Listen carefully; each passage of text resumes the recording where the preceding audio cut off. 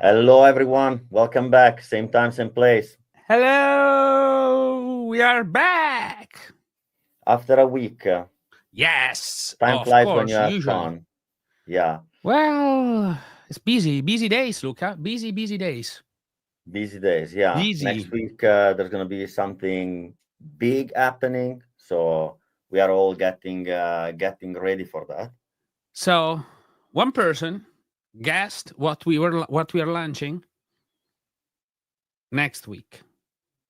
That person, if he's watching, okay, please reach out. They guess what we are launching. Yes, they did. They actually did. Good. Which means that we hit something good on the market. Yes. I've never guessed. Exactly. So today we are continuing a little bit on our chat, not on Kafka, because I mean we need to change a little bit.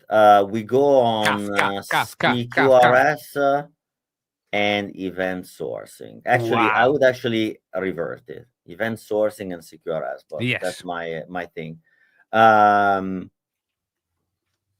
Where do we start? Like, once upon a time, there was a system that needed to be distributed and have some sort of consistency. In a faraway land, once upon a time. Yeah, mostly on a server. So let me say a little bit when I... So, okay, what is event sourcing? Let me ask you. This time I'm asking a question. What is event sourcing? Event sourcing is an architectural pattern. Let's start with that, which basically consists in the concept of consequence immutable state, which means that events are demanding the change of state of one or more entity, most of a system. And more important, there are no deletes. There are logical actions. That's actually something to add. And is my favorite, actually, design pattern. Unfortunately, I know. And then, though, okay, most applications that developers do, in the majority of cases, I would say, they absolutely ignore this pattern. Yeah, which is kind of like funny to me because it's such a logical, it's such a logical pattern. It's absolutely logical. It's perfect. It's the perfect thing. Okay. Yeah, and to me, it's kind of like interesting how in 2025, the chicken is ready.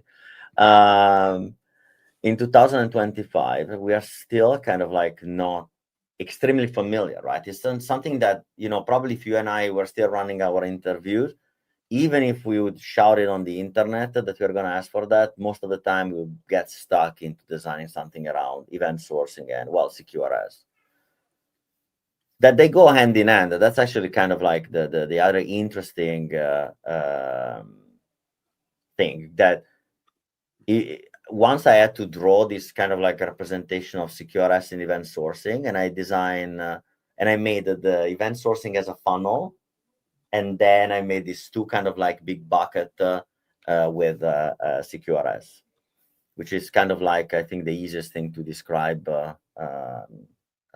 So you have a log. You have a log of events. Okay, you put on your events. You have a lot of events, no logical deletes.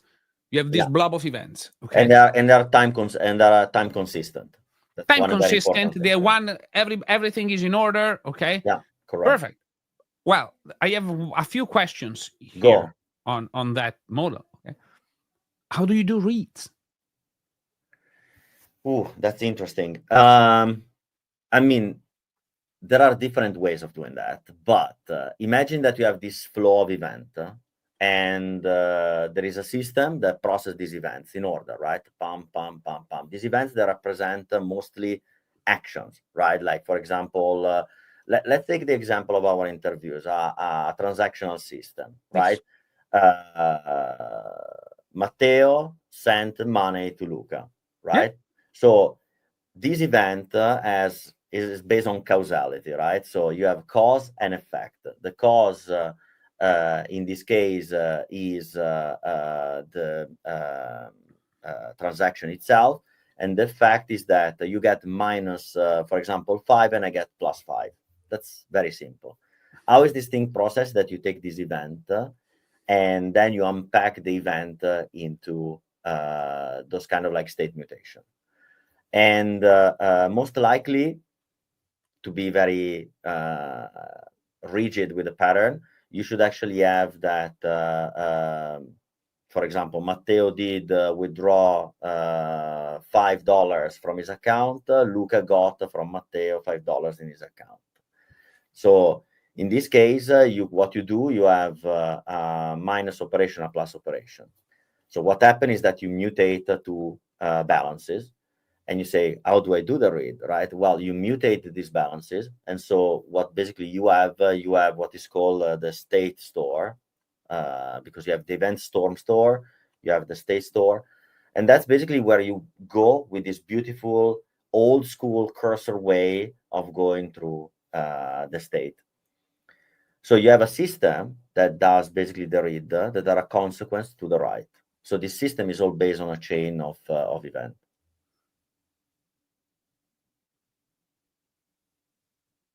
We would need our whiteboard to sketch it, but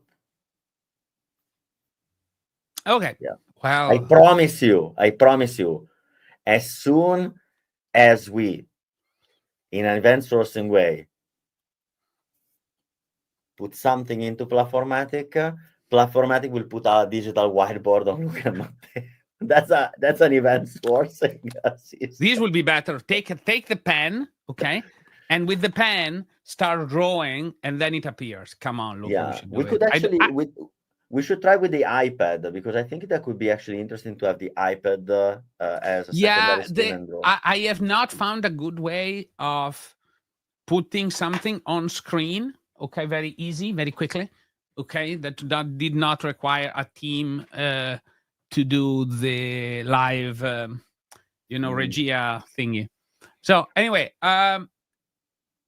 going back to Kafka, not Kafka, to event sourcing, and but they're similar, right? They are. Well, so what about CQRS then? What is CQRS? It's an acronym. I hate acronyms. What does it mean? What does it do? What should I do to implement this thing? Okay, are there any good frameworks for it? On the framework, well, we are mostly talking to JavaScript developers or team leads and so on, and they ask, is there a framework for it? Because you have, how JavaScript people do, right? So let's start with defining what CQRS is. It's command query, right? Responsibility segregation, which means read and writes, they're separate. Just let's make it very, very simple. So you have a way, you have a flow for the read and a way for the and a flow for the write. To the other question, is there a framework? No. I mean, if there's I definitely don't know it.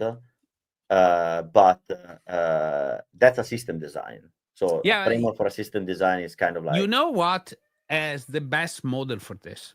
And every single time I look at it, I think it's a phenomenal model. Well, GraphQL. GraphQL completely separate. It's from my view of GraphQL, it's an implementation of the common query responsibility segregation pattern, because it splits all the read, from all the writes, all the comments, the mutations from the queries. Yeah. And they're two separate things. Yeah. With nothing. True.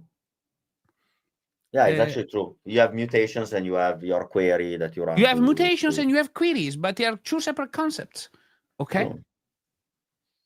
But you know which one is, I think, the most elegant system ever designed to do event sourcing as CQRS? Like, I'm in love also with that.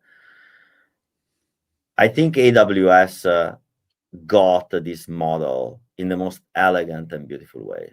There isn't, you can compare it. Like if you think about Dynamo S3 SNS, and oh yeah, it's a perfect, if you implement Lambda it with, also, you know, like I with think Lambda, Lambda, if you can implement with a lot of different building blocks with AWS, but if you start combining, okay, either Dynamo or S3, okay, as your log store, okay, with for example event store, okay, or SNS, or just the live communication between these systems, okay, you can, it's beautiful, to be honest. yeah, It's really, because it is the point.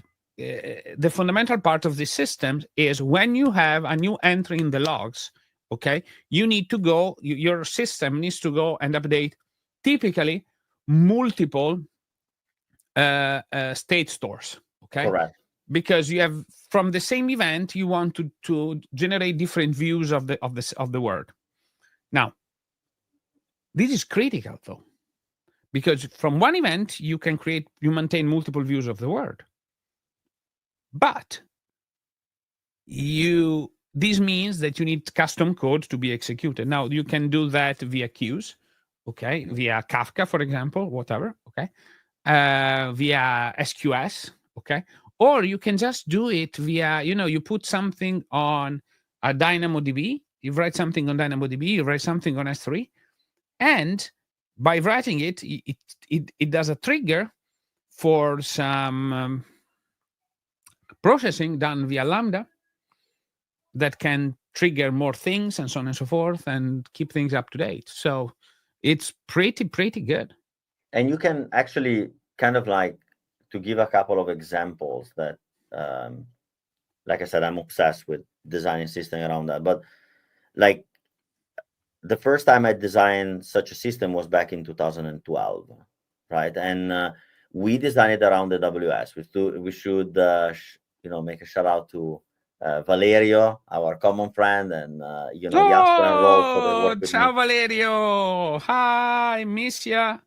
Next time you're in Milan, we should say hi to Valerio, Luca. We should go out and hang out. But the coolest thing that basically I designed at the time was this system that was completely based on AWS. So you have Dynamo as the kind of like main transactional storage, and then S3 to materialize all the reads, right? Because it was a super read intense system with the write that needed to be strongly consistent. Yeah. And so I think consistency is something that we need to touch upon, because I think there are the way you can do it in event sourcing, I think, is extremely beautiful. And then the other, if you think about big data, another example, right? In when I work in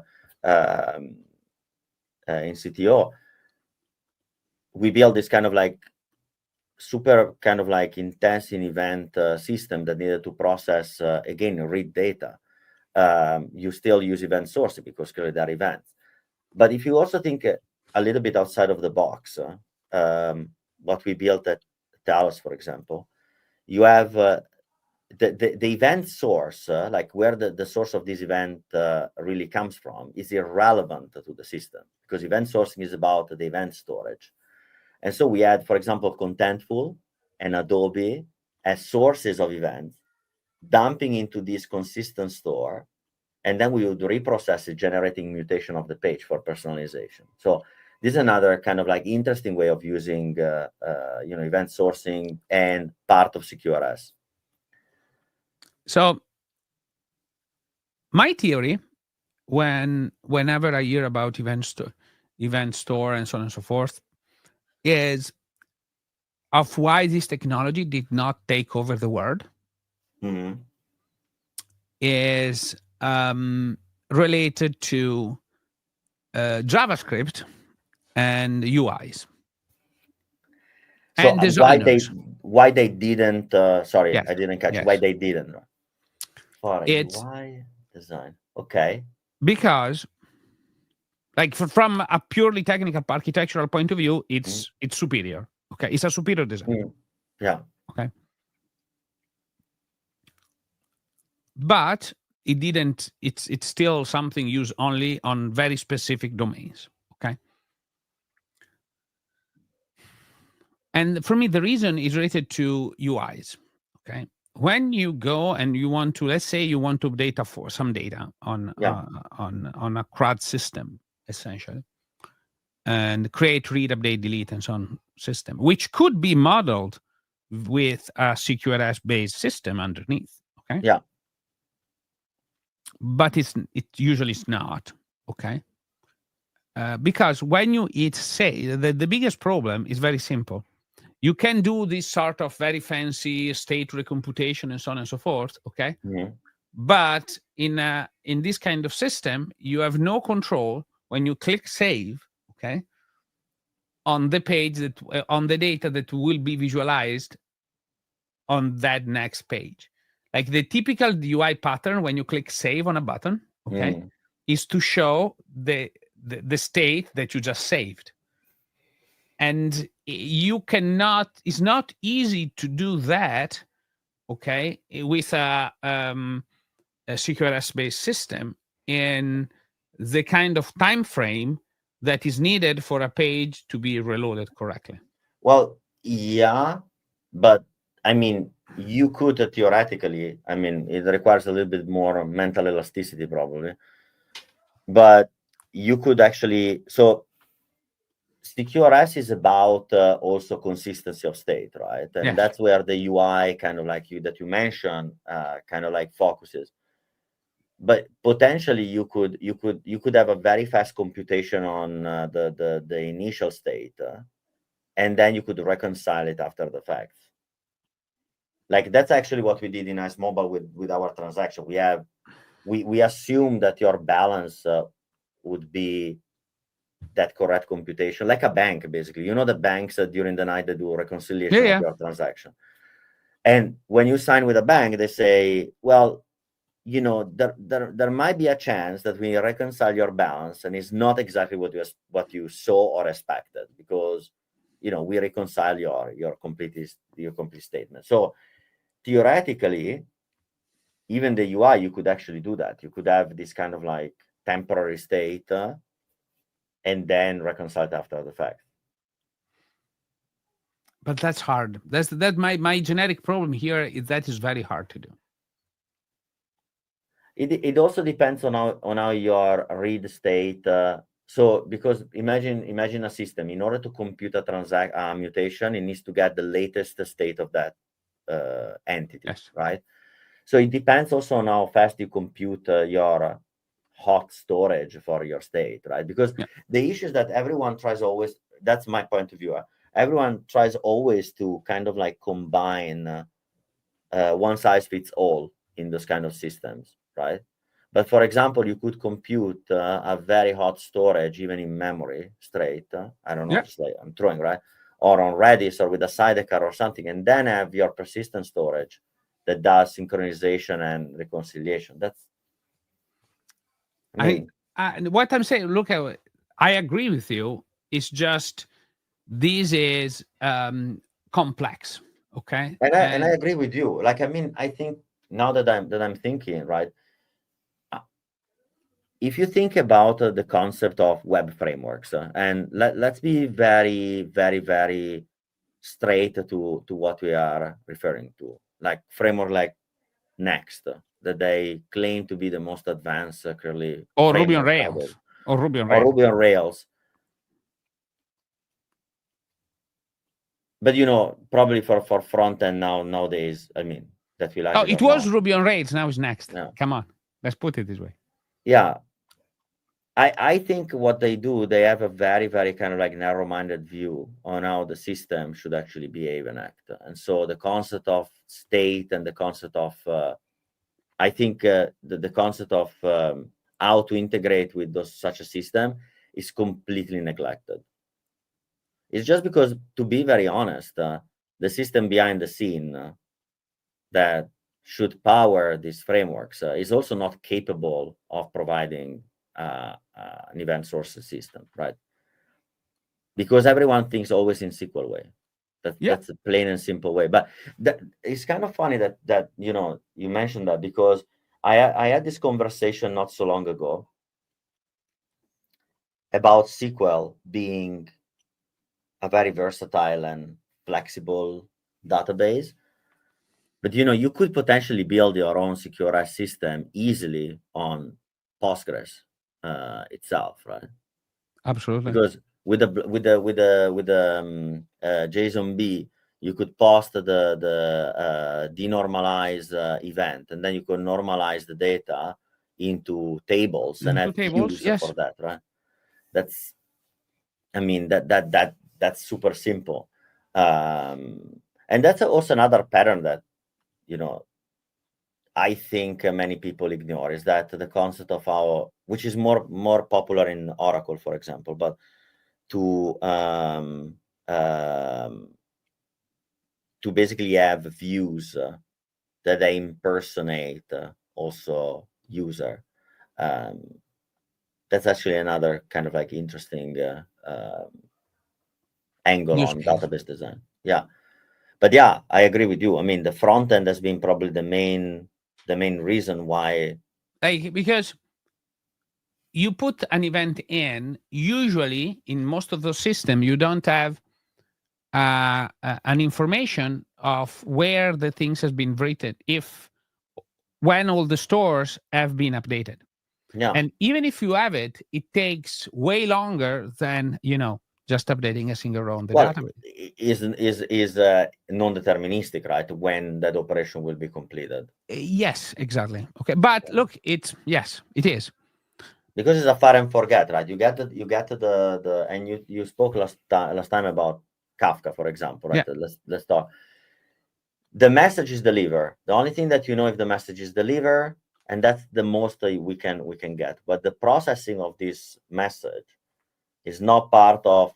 I mean, you can have it in CQRS because you can still have, for example, balance got mutated, right? Mm-hmm. Yep. But I don't know. I mean, your point is very valid, right? So, can the front end is the front end efficient enough right now, or is the experience in the front end framework designed around the CQRS system? Question mark. But doesn't it open a can of worm, in your opinion, about the generic? And then probably let's move into consistency, right? Because Yeah. Oh, but it is connected to consistency. This look, exactly. it's a nice segue into consistency. I mean,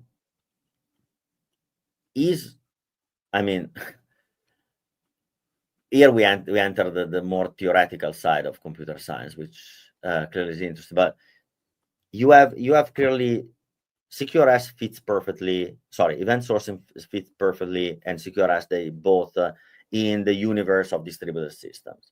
Right? Yes, it's perfect. Let's be honest. But every single web app in the world and mobile app in the world is a distributed system. But exactly, that's kind of like, for me, the contradiction in terms of the whole thing is that the dichotomy of also of the front end being wanted to have a consistent state as the best way to communicate with the user, while itself being a distributed system. Yes. Right? Well, there is this trend these days of rethinking a lot of the UIs patterns, okay, as a synchronization. So this is there's a lot of articles from Linear, for example, which I think, I don't know exactly how it works. I don't remember, to be honest, but it's very close to this in the sense that they send things and commands to the server, and then they synchronize the local state of the Linear app and this is what allows them to have this phenomenal super fast experience where essentially they send the command to do things, okay, and they do some kind of local approximation of what that command would do, and then that state is then synchronized and synced under the hood. It's pretty. It's to be honest, I I'm kind of connecting the dots this time, but I think there's some opening there for some new underlining tech. Okay, some new base tech on this topic. Yeah, and I don't know. For me, it's kind of like also a little bit of a deja vu, right? Because in the old times there were this system called Smart Client, right? Yeah. At the time of Windows Mobile, and I think that's a very interesting model, especially in front end, right? When you have this state that you locally represent, and then you try to synchronize. At the end of the day, you know, the local approximation is always close enough, in my opinion, if computed with the right parameters, than the centralized state is. I mean, and plus, the other thing is about the compute power, right? I mean, the modern computers, they are extremely powerful. Absolutely. Right? But So, in this model, okay, wouldn't we shift to a word of pure eventual consistency then? I mean, I'm a nuclear physicist, so for me, is like, as a physicist, I need to accept the uncertainty of the measurement. That's something that even physics accepts, right? So when you in anything that is, uh, mathematical, even, you need to accept that there is some sort of degree of uncertainty, and that degree of uncertainty needs to be accepted. So I don't see actually a negative thing, like, to move to an eventually consistent view. We would make a life of everyone, I think, easier, accepting that kind of like degree of uncertainty.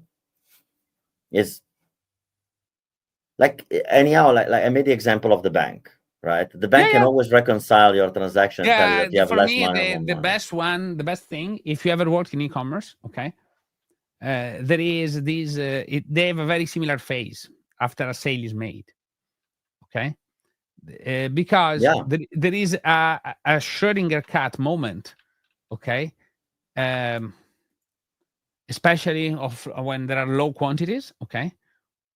Is there a thing for you or isn't? Okay. Oh, 100%. Like there 100%. is this moment of, Yeah. you bought something and then you a little bit later realize it's not there anymore. It's not. Okay. 100%. I think that's actually the very, very good example. Like, e-commerce, that's kind of like there is a reverse curve, right? So the closer you get to low quantity, the higher the uncertainty becomes that your order can be fulfilled, because Yeah. the e-commerce needs, unfortunately, to block the product in the shopping cart, Yep. right? But nobody And, does.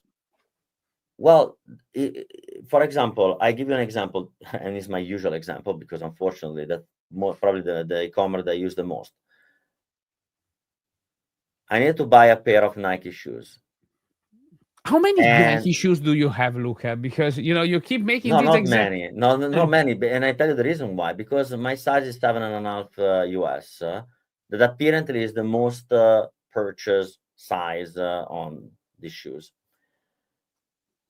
And so every time, but I don't buy only one pair of shoes, right? So I put them in the shopping cart. Then I go and look for something else, because to me, it doesn't make sense to only buy one shoe at a time, right?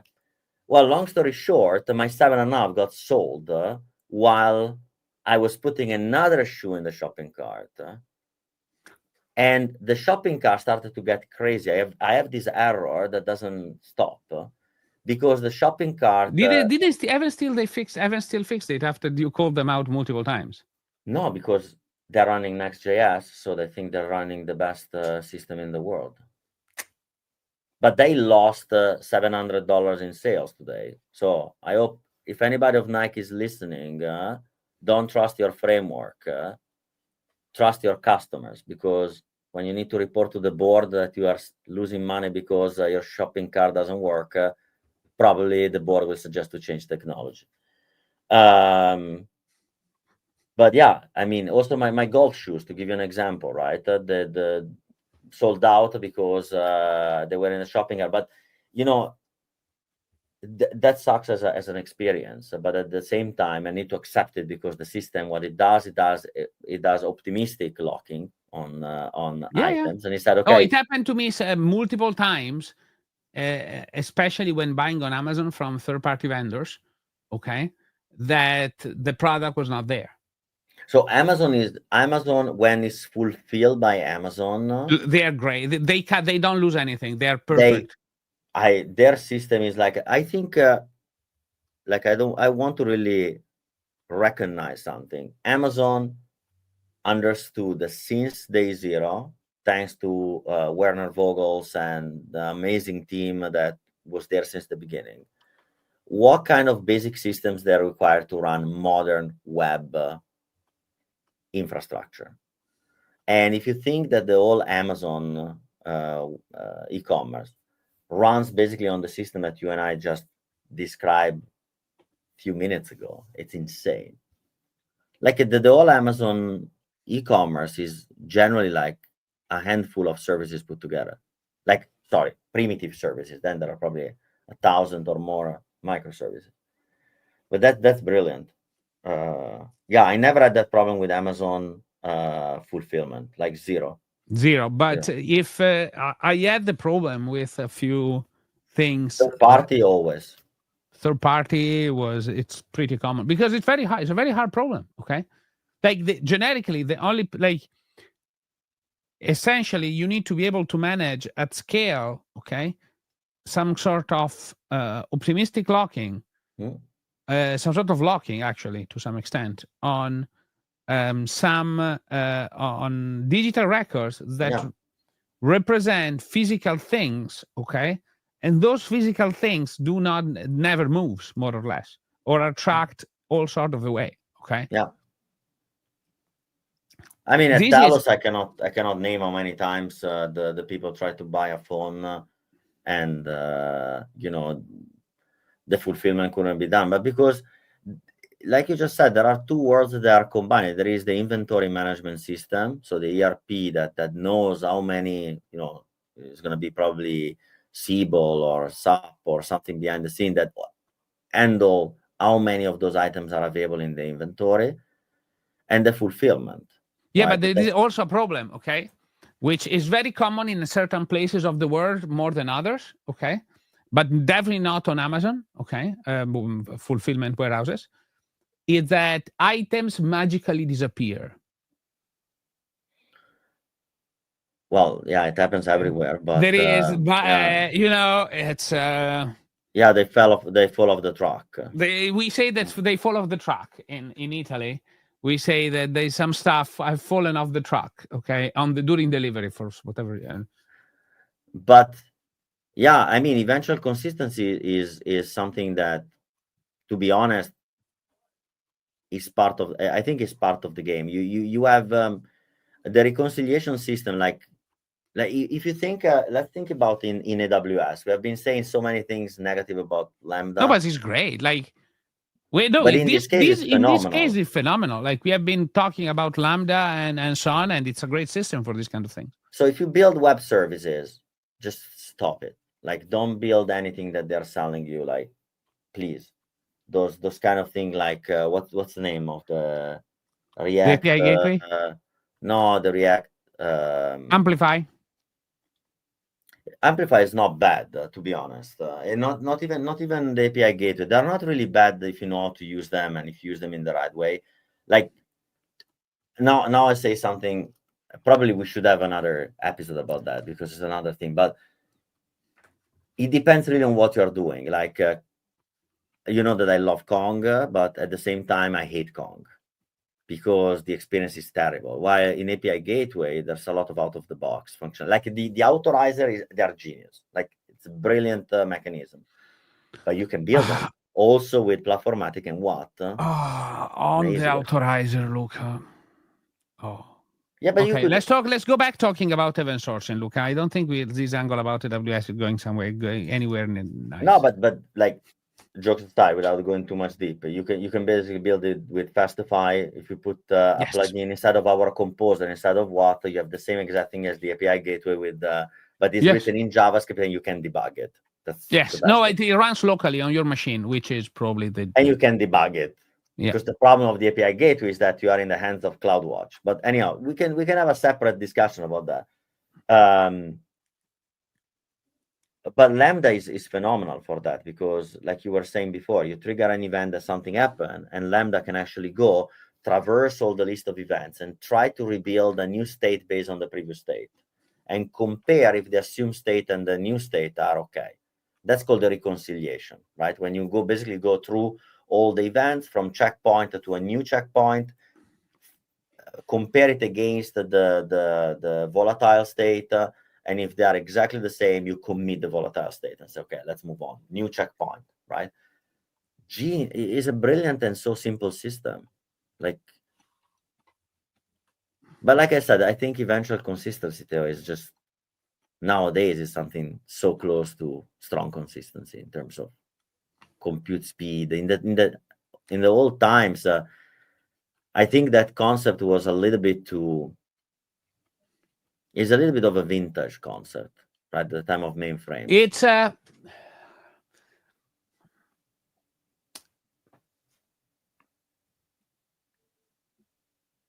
given the reliability of modern systems, okay, the gap between the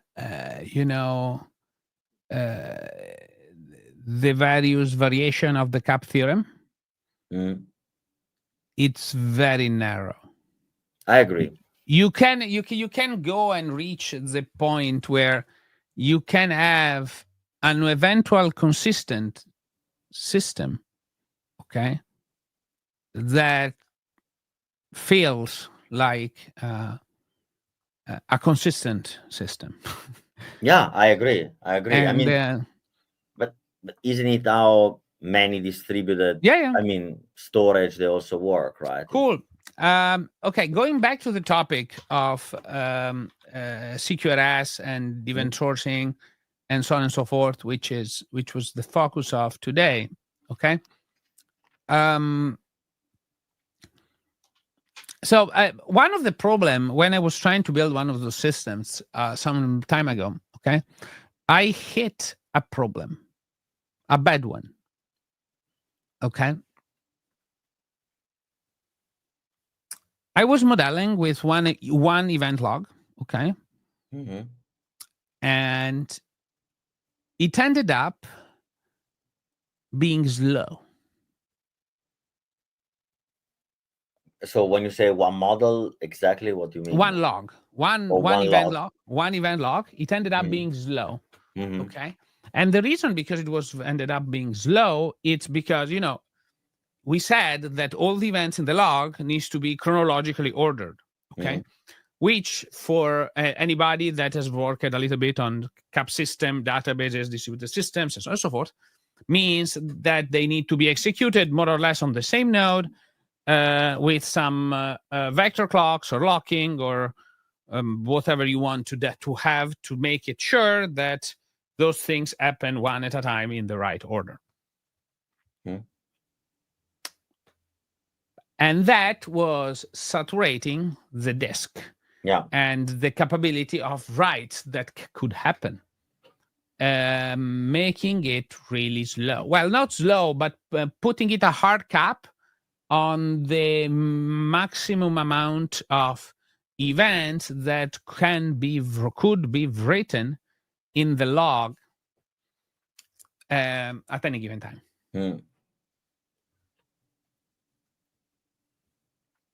And that's why you should use Kafka. That's why you should use Kafka with partitions, I guess. Yeah, because or you build it yourself. I mean, or Dynamo, or any system.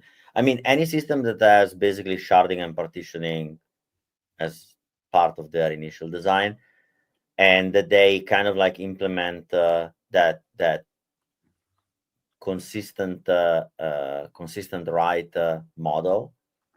They basically serve your purpose. Because the issue is really, I mean, I tell you, in 2012, Oh, it's still there, by the way. I was chatting about this problem this morning, Luca. So you will not. Oh, I mean, the problem is always there Like because literally, I was chatting about this problem. This is such an old problem that I was chatting about this problem this morning. I can imagine the context exactly. Yeah, And I imagine know that, you can. and imagine the amount of data that this customer handles is a very predictable number. Yeah, right? it is. It is every day, more or less. Yeah. And if you think about the world of Netflix, Uber, right? Two examples that we know very closely. These people, they handle around 20 million transactions per second. Yeah. And no problem. Like, well, sometimes, but generically no problem. It's because designing such a system requires, I think, the highest degree of engineering that, I mean, it's terrible to say, but it's not for everyone to know how to build it. It is extremely complicated. There are a lot of like tiny small things that you need to know by a little bit of theory, a lot of practice. It's not easy. I think it was for the bridge between Kafka and pumping events back. Yeah. Yeah, but I mean, okay. You have absolutely crushed it.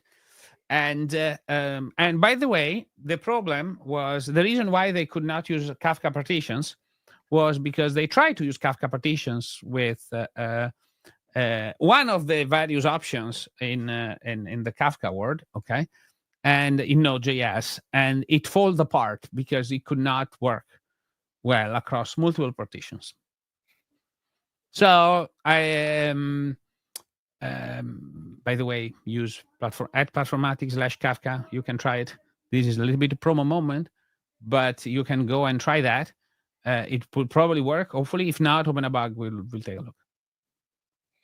We should add all these toast messages like the YouTuber do. And Yeah, we should. To press like. But I mean, if you think that system, and it would be actually really cool one day to have somebody from the team kind of like being able to talk about it, right? Maybe yeah, like it will later in the happen. summer. Hopefully, it will hopefully happen. That's But a nice project. The interesting thing is that when you look at, for example, these two sides synchronization of the system, like I think you and I remember when we look at the first time at the design, there was already that kind of like hole in the system where data gets dumped, and then it gets projected, and then read by the streamer. Yeah, it's a pure. That's CQRS ABC. Yeah, that's pure CQRS. It's pure CQRS. But it's fantastic, to be honest. But even knowing the theory, the practice puts in front of the hard truth that you can read but as much it's actually, as you want. first of all, it's a lot of data. You can't miss a beat. Very high stakes projects is hard. Yeah, but you know when you I think, and once again, it's not a academical kind of like moment, but knowing the theory around vector clocks and time synchronization would really help massively to understand the cost of that. And so to be creative on how you can actually do that, having to be a system. Yeah, but many people, they love that it's like A, B, C, D jump, right? So there is a linear avoid jump. it at all costs. It depends. I mean, it really depends. There are many ways to build vector clocks that are efficient, but you cannot actually just simplify your system on a multi-op. There's like, if you think that for example, the dispatch system of Uber has probably 100 actors involved to do call a cab, assign a cab, so a two steps process. I mean, You cannot It's a have very simple use case, by the way, and the complexity there is massive. Yeah, but Two very simple actions, super complex. Yeah, and if you think like even for our customer, the complexity of getting this kind of like a time series that comes in and needs to be pumped somewhere else, like a proxy, basically a glorified proxy. But yeah, if you don't know how to do it with surgical precision, you can read all the blog posts that you want online. You will never get it to scale. Never. Like it's a guarantee. And well, people vibe code those systems these days. I'm joking. Yeah, I don't want to spoil anything, but I think it's not anymore one of the questions. But when I interviewed with Netflix, one of the question was actually from my very close friend, on how to design a distributed file system, which is similar to basically what our customers build. And if anybody is looking for the most elegant design but extremely complicated design of a system, check Menta from Giant. The Fuit Giant is a masterpiece of complexity, but of design. Like it's extremely well designed, and that shows you the complexity of building a file system that is distributed, needs to be resilient, fault tolerant, and everything. So and we didn't touch, by the way, on resiliency and fault tolerance of a event sourcing system, but I think that could be a topic on its own. But one thing, Theo, that is probably interesting to kind of like close off the banter. Everyone is probably going to wonder, but so how should I build it and how should I not build it, such a system?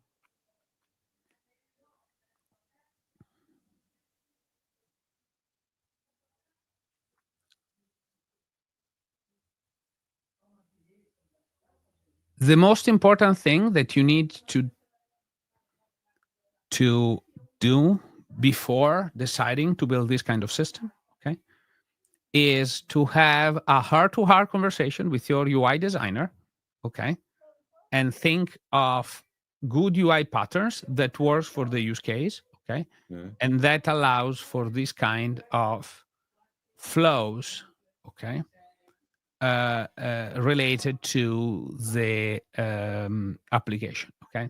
Once you have that kind of clarity at UI and UX, okay, UI designer, UX developer, okay, once you have that kind of clarity, okay, you can start designing all the rest of the pieces, okay.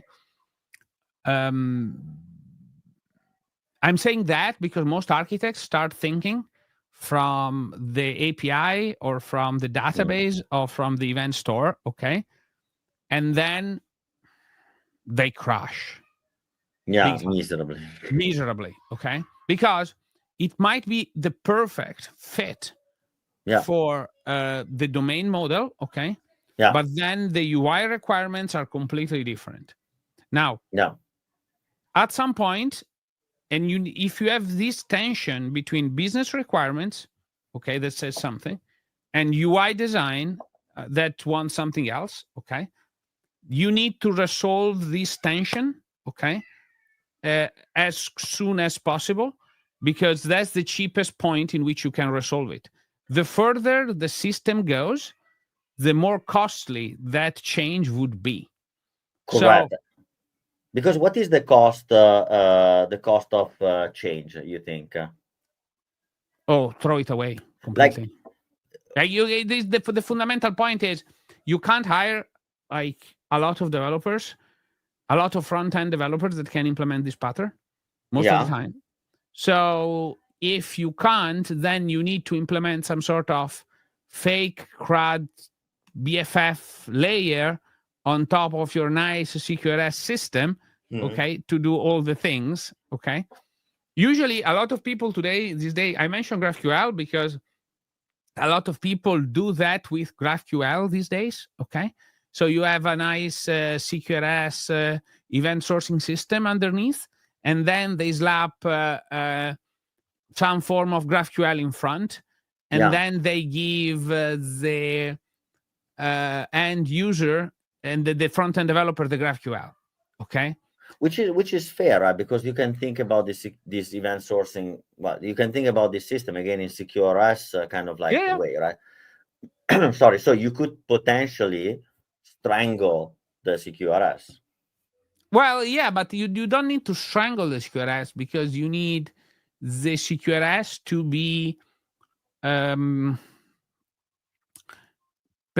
be performant. So, and to you need the guarantees that the CQRS gives you. Okay, so you don't want to strangle it, but then you need to put something in front to make the life easy for the designer and front-end developers and so on and so forth, so that they hit save, and that save of that button, okay, finishes once the data has been completely when you have a state that you as a system consider valid enough to be published.